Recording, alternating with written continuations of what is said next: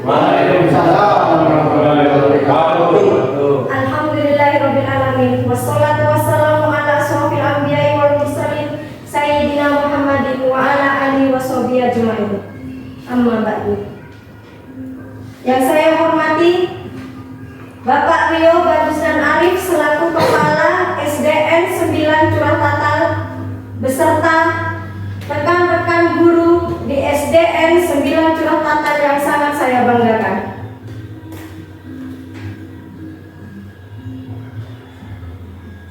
Pertama-tama, marilah kita panjatkan puji syukur kehadirat Allah Subhanahu wa Ta'ala, karena pada kesempatan kali ini kita bisa berkumpul dalam acara diseminasi budaya positif yang akan disampaikan oleh Bapak Wanto CGP Angkatan 10 Kabupaten Situbondo.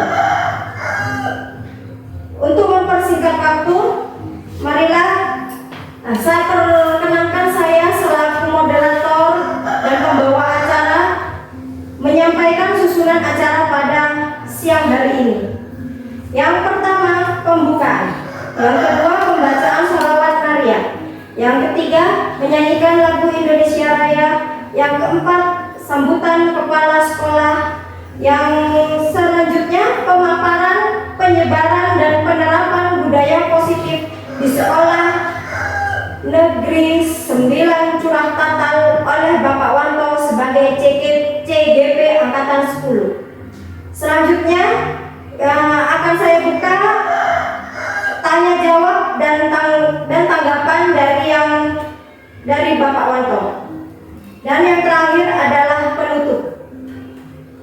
Untuk mempersingkat waktu, marilah kita buka acara ini dengan bacaan basmalah. Bismillahirrahmanirrahim. Untuk acara selanjutnya, pembacaan sholawat Nabiah yang akan dipimpin oleh Bapak Wagiono. Untuk Bapak Wagiono dipersilakan. Marilah kita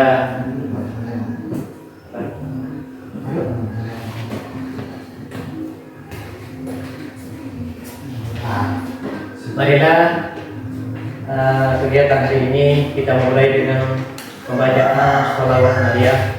Semoga kita diberi rahmat dan keberkahan oleh Allah Subhanahu wa Ta'ala, mendapat syafaat dari baginda Nabi Muhammad sallallahu alaihi wasallam. A'udzu billahi minasyaitonir rajim. Innallaha wa malaikatahu yusholluna 'alan nabi. Ya ayyuhalladzina amanu shallu 'alaihi wa sallimu taslima.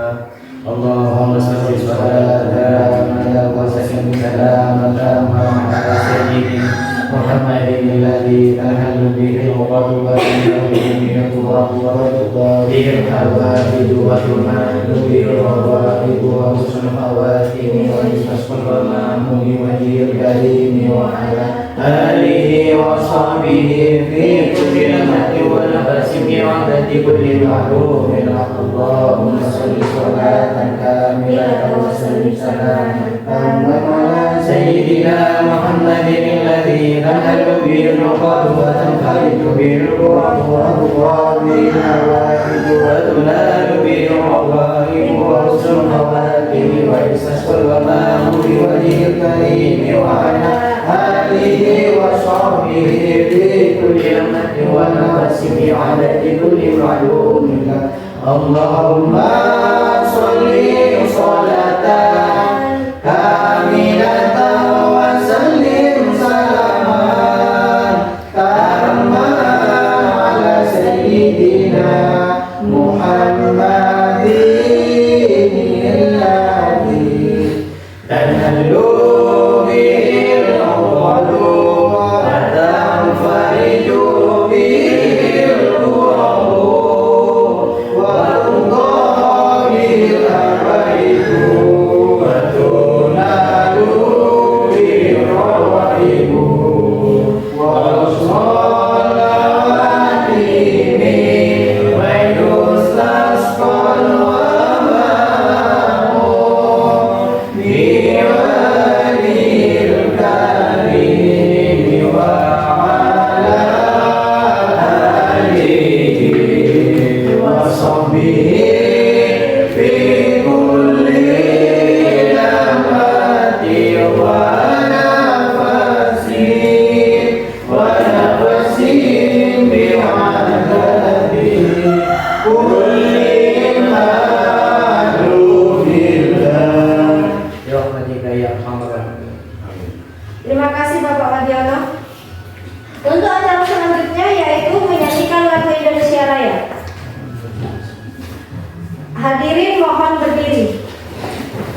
musik.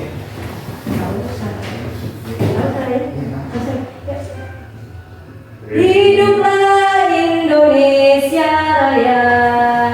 Indonesia tanah airku, tanah tumpah darahku.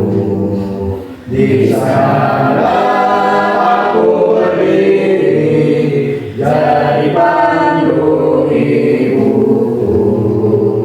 Indonesia kebangsaanku, bangsa dan tanah airku. Marilah kita bersatu, Indonesia bersatu. Hiduplah tanahku, hiduplah negeriku, bangsaku, rakyatku semuanya. Bangunlah jiwanya, bangunlah badannya untuk Indonesia Raya.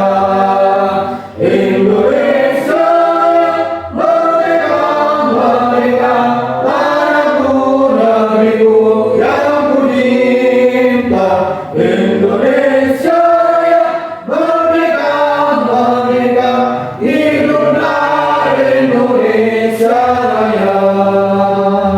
Indonesia Raya, merdeka, merdeka, tanahku, negeriku yang ku cinta. Indonesia Raya, merdeka, merdeka, hiduplah Indonesia Raya. Hadirin dimohon duduk kembali. Untuk acara selanjutnya yaitu sambutan kepala sekolah yang akan diwakilkan oleh Bapak Zainul Hasan. Untuk waktu dan tempat dipersilahkan. Assalamualaikum warahmatullahi wabarakatuh.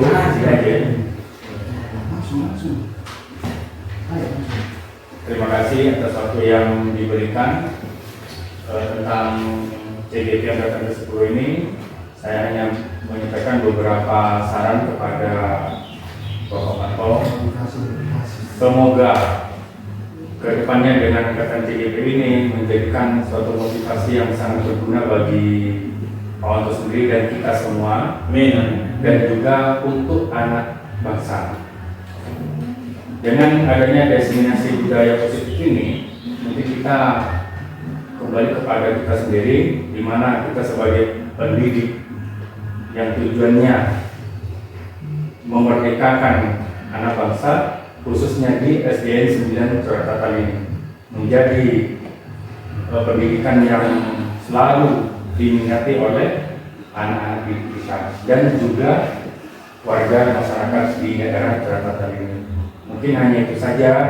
Sekali lagi untuk Pak Wanto, tetap semangat dan semoga sukses di CGP Angkatan 10 ini. Terima kasih dari saya. Assalamualaikum warahmatullahi wabarakatuh. Waalaikumsalam.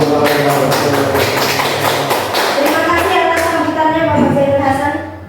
Semoga apa yang disampaikan Bapak Zainul Hasan bisa memotivasi dan lebih membuat Pak Wanto semangat ke depannya untuk menyelesaikan segala kegiatan yang CGP Angkatan 10 adakan.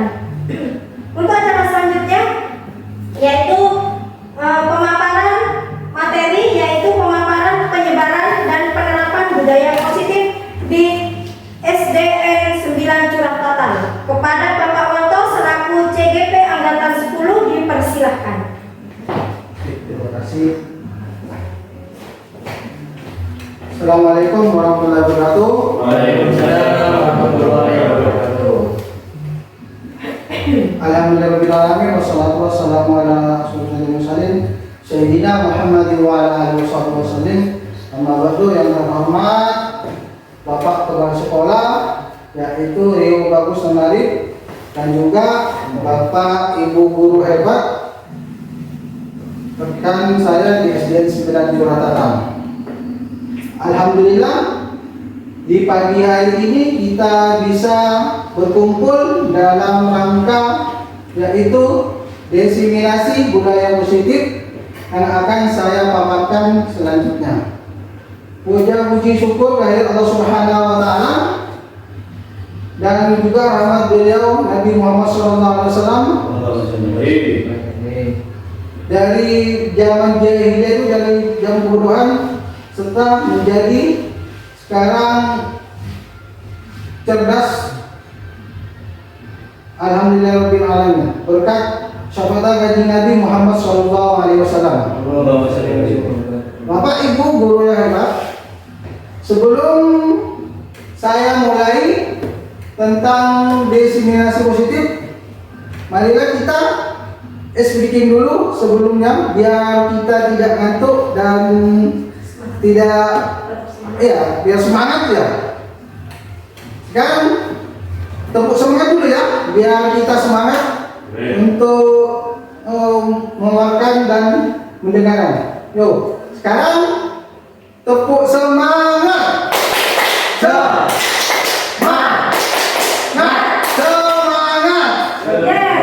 Yes. Untuk selanjutnya yaitu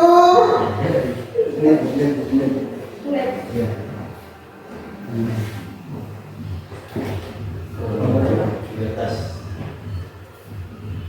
tiga.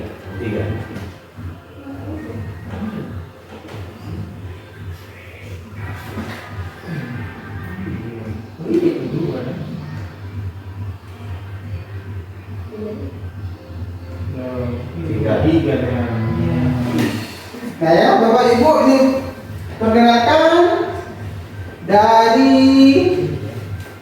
yang pertama ini adalah Ibu Nini Handayani sebagai fasilitator. Nah yang kedua ini adalah Pak Afifuddin sebagai pengajar praktek. Yang itu saya sendiri TGP Angkatan 10. Klik. Nah, Bapak Ibu, konsep inti budaya positif. Nah, konsep inti budaya positif itu ada 6 poin. Yang pertama yaitu perubahan paradigma. Terus yang kedua yaitu disiplin positif. Yang ketiga, nilai-nilai kebajikan. Terus yang keempat, kebutuhan dasar manusia. Yang selanjutnya motivasi perilaku manusia. Terus posisi kontrol guru. Dan selanjutnya keyakinan kelas. Yang terakhir yaitu segitiga restitusi. Nah, Bapak Ibu, perubahan paradigma itu di sini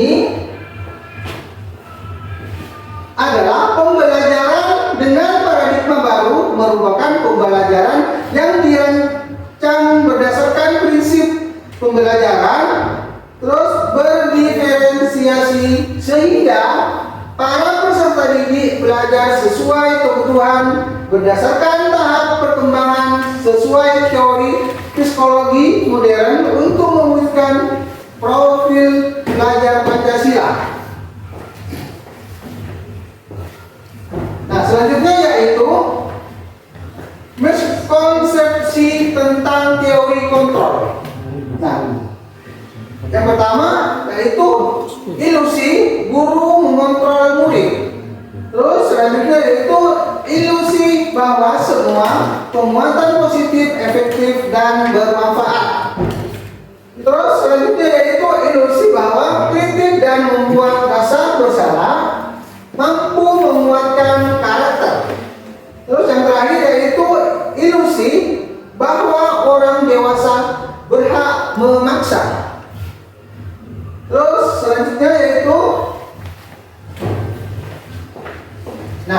ini mengubah paradigma stimulus respon ke pendekatan teori kontrol. Nah, stimulus respon yang pertama yaitu realitas kebutuhan kita semua, kita sama. Terus selanjutnya yaitu semua orang melihat yang sama. Nah, di sebelah sini ada teori kontrolnya. Realitas kebutuhan kita berbeda. Terus semua orang melihat hal yang sama. Nah, teori kontrolnya itu setiap orang memiliki gambaran berbeda.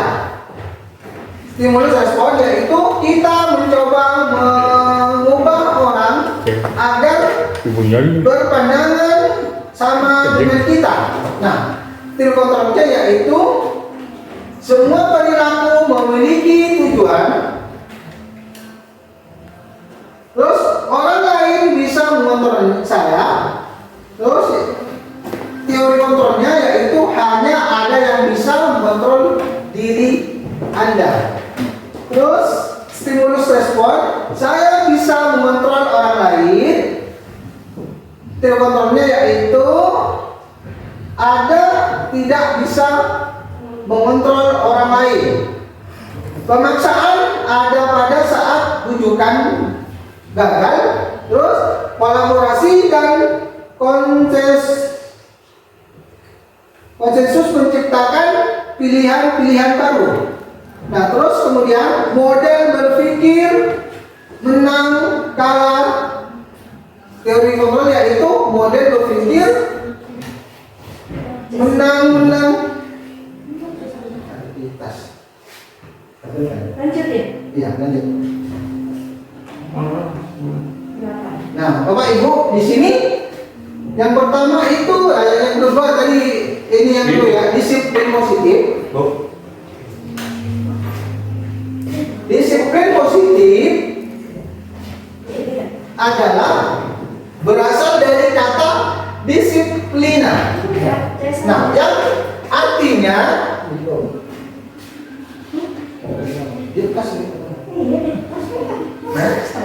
disiplin berasal dari kata disiplina ya, yang artinya belajar. Disiplin mengacu pada disiplin diri yang memiliki tanggung jawab terhadap apa yang dilakukannya berdasarkan nilai-nilai yang diyakini. Terus disiplin positif merupakan salah satu cara penerapan disiplin yang bertujuan untuk menumbuhkan kesadaran serta memperdayakan peserta didik tanpa imbalan, penghargaan atau reward, ancaman atau hukuman. Nah, sebagai pendidik, tujuan kita adalah menciptakan peserta didik yang memiliki disiplin diri sehingga mereka berperilaku mengacu kepada nilai-nilai kebajikan universal dan memiliki motivasi intrinsik dalam perubahan perilaku ke arah yang lebih baik. Nah, sekarang tentang nilai-nilai kebajikan. Nilai yang disepakati bersama lepas dari suku bangsa, agama, bahasa maupun latar belakang. Nih, ini contohnya tentang nilai kebajikan institusi atau organisasi. Nah, profil pelajar Pancasila yang yaitu beriman dan bertakwa pada Tuhan Yang Maha Esa dan berakhlak mulia, berkebinekaan global, gotong royong, mandiri, kreatif, dan bernalar kritis. Nah, yang selanjutnya ego primary year program, yaitu toleransi, rasa hormat, integritas, mandiri, menghargai, antusias, empati, keingintahuan, kreativitas, kerjasama, percaya diri, dan komitmen. Nah, selanjutnya keterampilan hidup atau disebut life skill, dapat dipercaya, lurus hati, pendengar yang aktif, tidak merendahkan orang lain, dan memberikan yang terbaik dari diri kita ya. Nah, sekarang yaitu kebutuhan dasar manusia.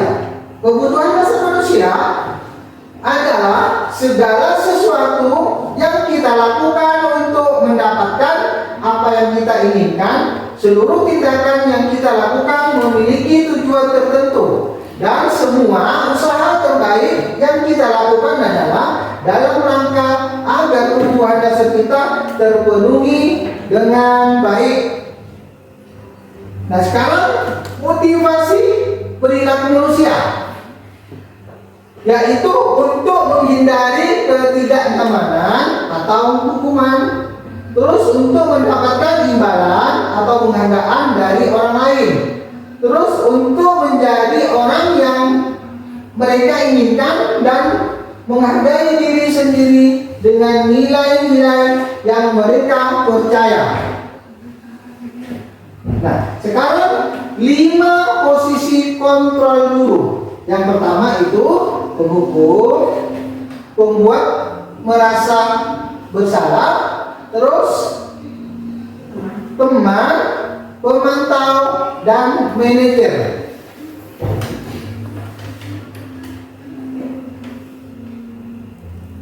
Contohnya ya, yaitu contoh penerapan 5 posisi kontrol guru. Ini ada kasus, yaitu siswa tidak memakai atribut lengkap saat upacara bendera. Nah, contohnya itu hormat pada bendera selama 1 jam. Itu berarti apa? Hukuman. Terus ada lagi. Selanjutnya itu berapa kali ibu atau bapak harus memberitahu kamu selalu aja mengecewakan ibu dan bapak. Nah, ini adalah membuat rasa bersalah, terlalu diulangi lagi itu masalahnya. Lanjut. Nah, contoh lain yaitu contoh penerapan emosi kontrol guru, yaitu kasus siswa tidak memakai jilbab lengkap saat upacara bendera. Nah, contohnya ini yang pertama itu, ayo dong ikut aturan sekolah. Tolong bantu ibu atau bapak ya sekali ini. Ya sudah tidak apa-apa. Lain kali jangan sampai berbuat seperti ini lagi. Berarti ini siapa yang komentar? Teman, disebut teman. Terus selanjutnya yaitu kamu sudah melanggar peraturan sekolah. Kamu tahu konsekuensinya setelah upacara kamu beli atributnya ke koperasi atau dan jangan diulangi lagi. Itu adalah contoh pemantau. Terus selanjutnya kasus itu siswa tidak. Apakah kamu tahu kesalahanmu?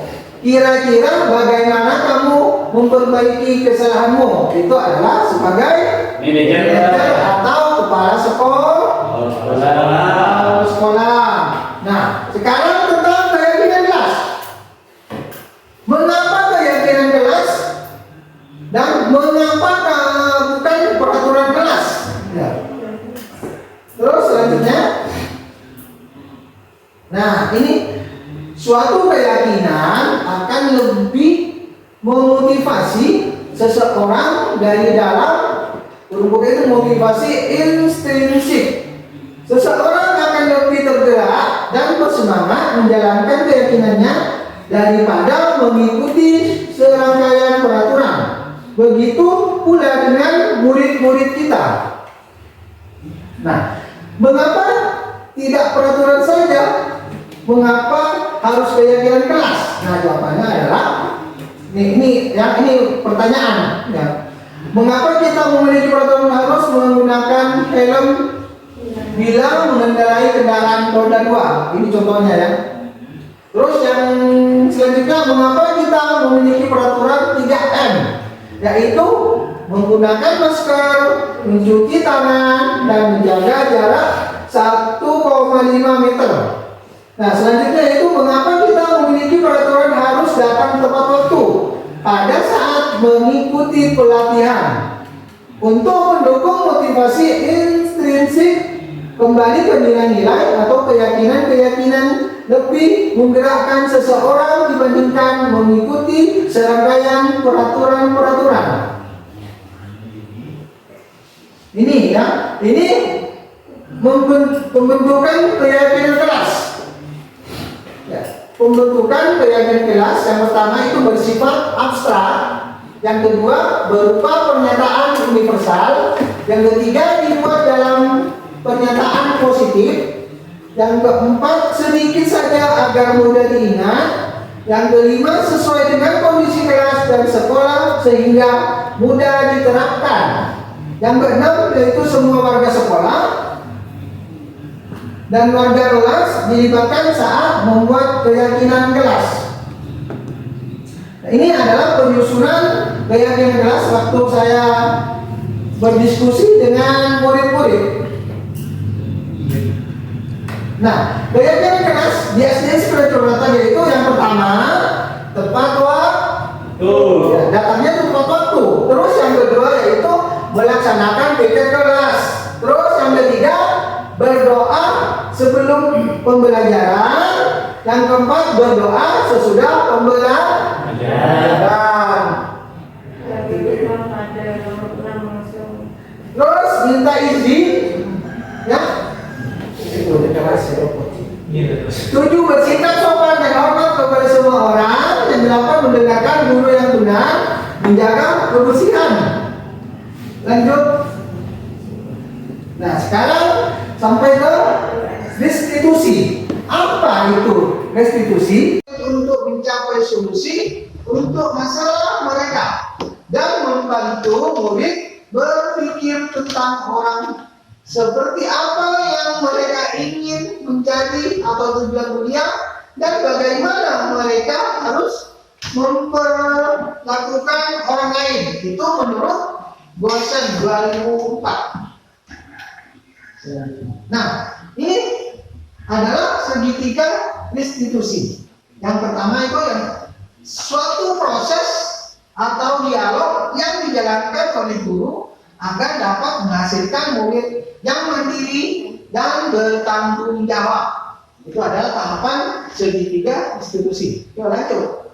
Nah, ini skenario penerapan segitiga. Waktu itu siswa itu mengerjakan PR di depan kelas karena, nah itu skenario yang contoh yang tadi. Yuk lanjut. Nah, sekarang melestarikan identitas berdasarkan prinsip pembuat kesalahan adalah bagian dari proses pembelajaran. Nah, berbuat salah itu wajar, terus tidak ada manusia yang sempurna. Ibu bapak juga pernah melakukan itu. Ibu bapak juga mau mencari siapa yang salah, tapi ibu bapak itu ingin mencari solusi dari permasalahan ini. Nah, terus kamu berhak merasa begitu. Lanjut. Nah, ini validasi tindakan yang salah. Berdasarkan prinsip setiap perilaku berupaya memenuhi suatu kebutuhan tertentu. Nah, kamu pasti punya alasan mengapa melakukan hal itu. Padahal kamu bisa melakukan yang lebih buruk dari ini ya. Nah, terus kamu patut bangga karena telah melindungi sesuatu yang penting buatmu. Terus kamu melakukannya karena mempertahankan sesuatu yang penting bagimu. Nah, sekarang menanyakan keyakinan kelas. Berdasarkan prinsip teori kontrol bahwa pada dasarnya kita termotivasi secara intrinsik. Nah, apa keyakinan kelas itu? Nilai-nilai apa yang telah disepakati bersama, seperti apa gambaran sebuah kelas yang ideal menurut kamu? Kamu ingin menjadi orang yang seperti apa? Ini adalah contoh penerapan segitiga restitusi. Sebelumnya ini terlambat masuk sekolah, saya itu menanyakan kenapa terlambat ke sekolah. Nah, seperti itu Bapak Ibu. Nah, selanjutnya Penutup ya, dalam menerapkan program disiplin positif, hendaknya guru memiliki standar kepribadian, profesional, dan sosial yang baik, di mana guru mampu merefleksi dirinya dalam posisi kontrol saat ini. Bagaimana perjalanan dirinya sebagai AMO, manajer yang menuntun murid-muridnya menjadi insan yang mandiri, merdeka, dan bertanggung jawab. Nah, seperti itu Bapak Ibu. Nah, ini ada tindakan guru, ya, hukuman atau konsekuensi. Nah, ini ada tugas ya. Itu teman-teman cuma jawabnya hukuman atau itu. Nah, ini nanti jawabannya hukuman atau konsekuensi.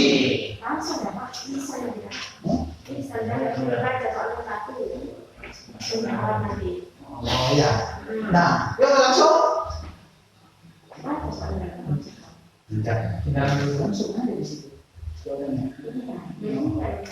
Nah, yang pertama yaitu mencatat 100 kali di dalam buku kalimat saya tidak akan terlambat lagi karena terlambat ke sekolah. Ini apa, termasuk hukuman atau konsekuensi? Hukuman. Hah? Menurut saya hukuman. Menurut Bapak Ana hukuman ya? Terus yang kedua, lari mengelilingi lapangan basket 2 kali karena terlambat hadir di sekolah. Hukuman. Nah, terus yang ketiga, murid diminta untuk push up 15 kali karena tidak menggunakan masker ke sekolah. Disebut apa? Di hukuman atau konsekuensi? Hukuman. Lanjut. Terus menggantikan kertas tugas teman yang telah dicoret-coret. Konsekuensi. Konsekuensi. Membersihkan tumpahan air di meja tulis karena tersenggol pada saat belajar. Itu disebut hukuman atau Konsekuensi. konsekuensi.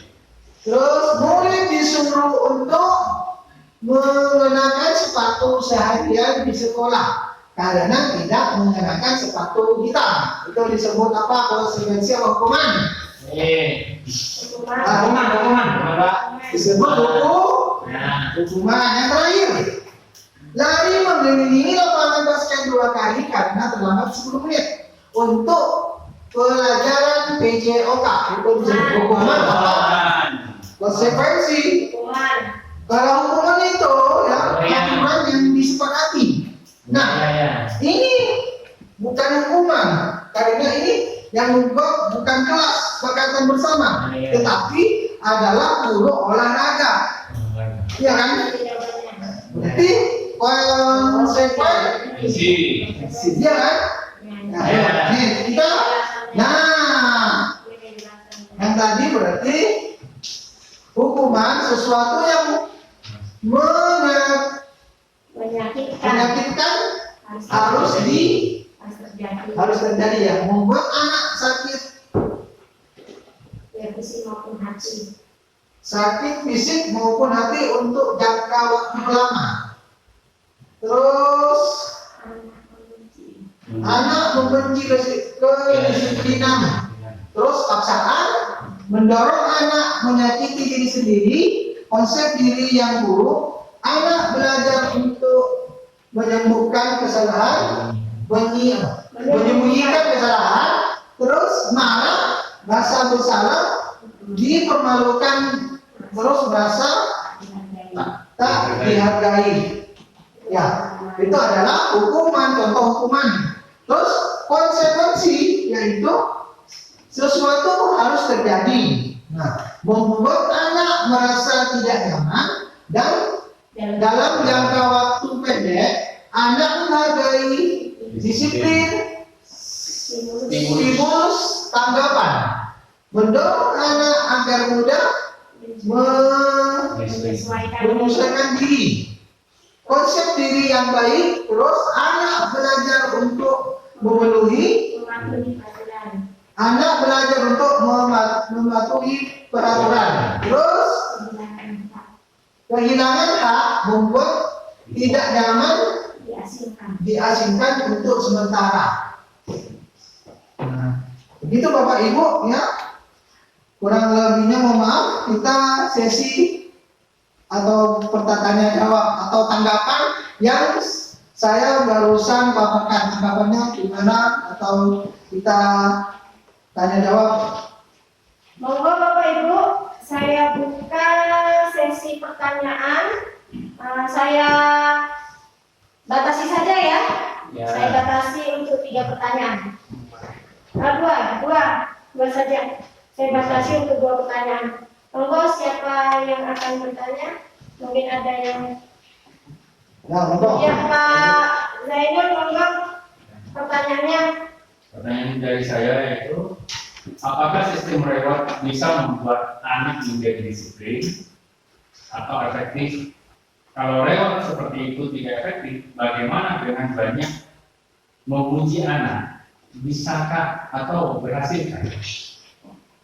Sudah. Terima kasih. Mungkin apa untuk pertanyaan kedua atau langsung dijawab Pak? Langsung jawab aja. Langsung dijawab ya. Nah, pertanyaan yang tadi tentang pertanyaan saya bacakan kembali pertanyaan dari Pak Zainul Hasan ya. Pertanyaannya yaitu, apakah sistem reward bisa membuat anak menjadi disiplin? Apakah efektif? Kalau penilaian seperti itu tidak efektif, bagaimana dengan banyak menguji anak?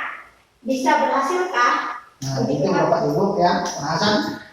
Reward itu contohnya misalkan anak dapat nilai tinggi, misalkan kasih permen atau dikasih apa nilai tinggi, baru itu berbentuk reward. Nah, itu untuk jangka pendek cuma, bukan untuk jangka panjang. Untuk selanjutnya, kalau misalkan ada tugas lagi, belum tentu anak itu dapat lagi, itu dimaksud ya jangka pendek. Efektif Pak. Nah, kalau menurut aktif ke itu efektif, ya efektif, tetapi itu jangkanya jangka pendek, bukan jangka panjang. Seperti itu. Gimana Bapak Zainul Hasan? Kalau yang tentang menguji anak. Nah, untuk tentang menguji anak itu kita harus berhasil. Iya, harus berhasil. Ya, dengan cara kita harus pendekatan dengan anak, kasih motivasi supaya anak itu senang bersekolah, supaya tidak, contohnya tadi terlambat ya. Harus kita kasih motivasi terus kepada anak, seperti itu Pak Hasan. Bagaimana Pak Hasan? Terima kasih. Tepuk tangan. Mungkin ada pertanyaan yang kedua? Ya. Halo. Kadang sebagai guru di dalam kelas kita terpancing emosi pas anak lagi melanggar aturan. Bagaimana caranya supaya tetap tenang dan yakin dalam menerapkan disiplin positif? Jadi bagaimana supaya enggak menghukum cara apa yang dipakai oleh disiplin positif? Nah, ya terima kasih pertanyaannya Bapak Wakil ya. Yang pertama kita misalkan punya anak melanggar, ya kan? Melanggar. Contohnya misalkan di dalam kelas waktu kegiatan proses belajar mengajar, ya ada anak misalkan kan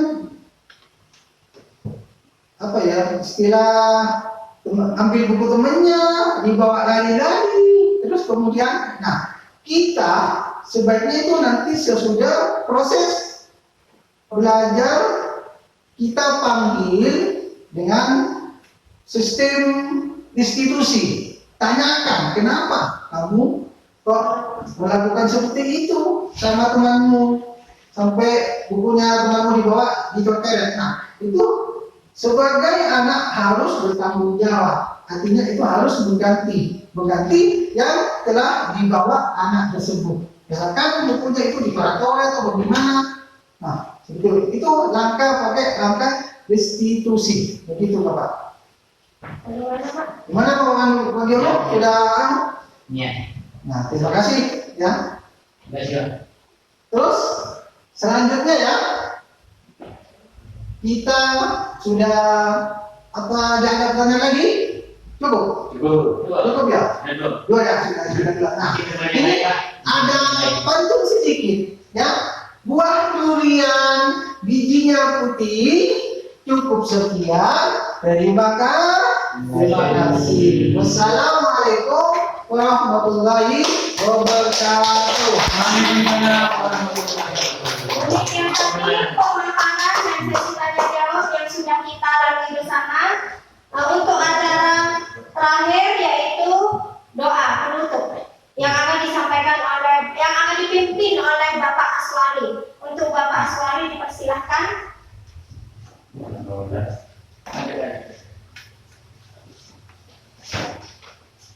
Assalamualaikum warahmatullahi wabarakatuh. Waalaikumsalam warahmatullahi wabarakatuh. Acara sudah selesai. Terima kasih Bapak Kontok di TPP Angkatan 10.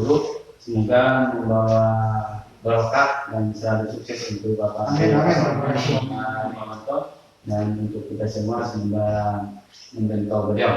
Marilah kita tutup dengan doa.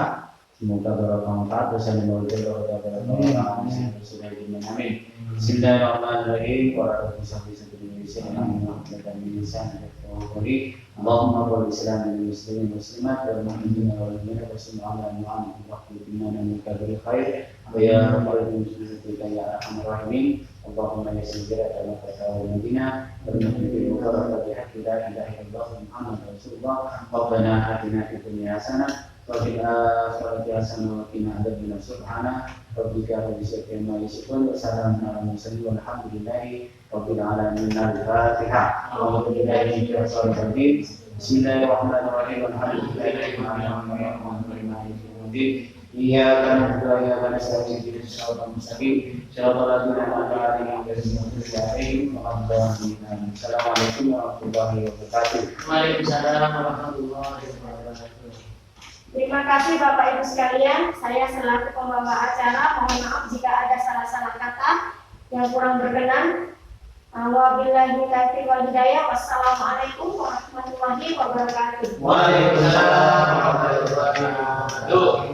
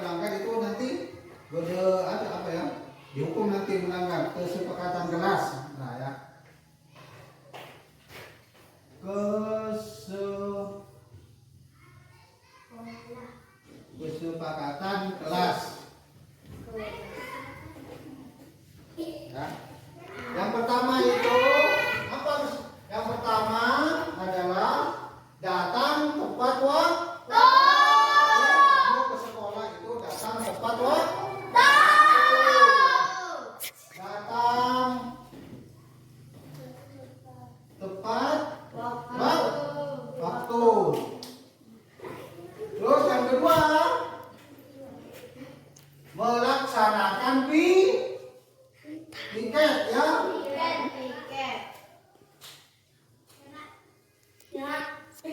Menggunakan piket. Terus yang ketiga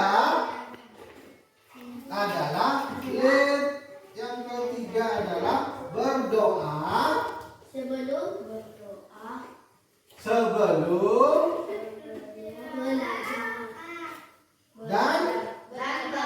dan sesudah belajar. itu. Yang keempat itu ya.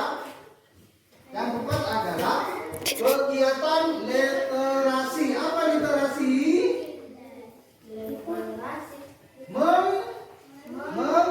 Membaca. Ya, yang keempat. Terus yang kelima minta izin. Kalau mau keluar Pak Guru minta izin ya. Yang kelima minta izin. Yang keenam bersikap sopan kepada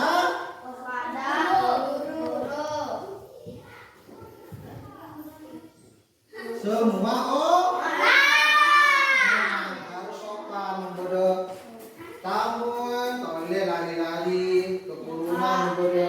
Misalkan ada kamu jangan lari-lari depan, harus menghormati. Yang ketujuh adalah